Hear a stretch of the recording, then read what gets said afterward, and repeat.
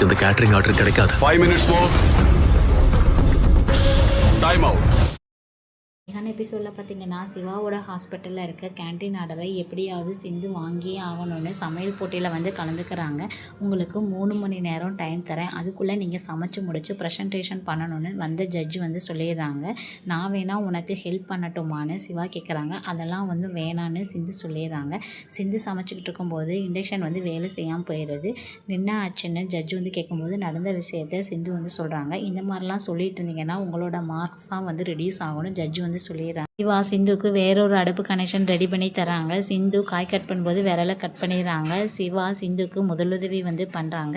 இசைக்கு மகா கிட்ட எல்லாரும் சமைச்சு முடிச்சுட்டாங்க, இவ தான் இன்னும் பாத்திரத்தை உருட்டிட்டு இருக்கா, கண்டிப்பாக இவளுக்கு இந்த ஆர்டர் கிடைக்காது அப்படிங்கிற மாதிரி பேசிக்கிட்டு இருக்காங்க. ஜட்ஜு இன்னும் 5 மினிட்ஸ் தான் இருக்குது அப்படிங்கிற மாதிரி அலர்ட் பண்ணுறாங்க. ஆனால் இன்னும் சிந்து சமைச்சு முடிக்கவே இல்லை, டைம் அவுட் அப்படின்னு கடைசியில் சொல்லிடுறாங்க நம்ம ஜட்ஜு. சிந்து இந்த போட்டியில் வெற்றி பெற்றாங்களான்னு அடுத்த ஒரு எபிசோடை நம்ம ஃபுல்லாக பார்த்து தெரிஞ்சுக்கலாம்.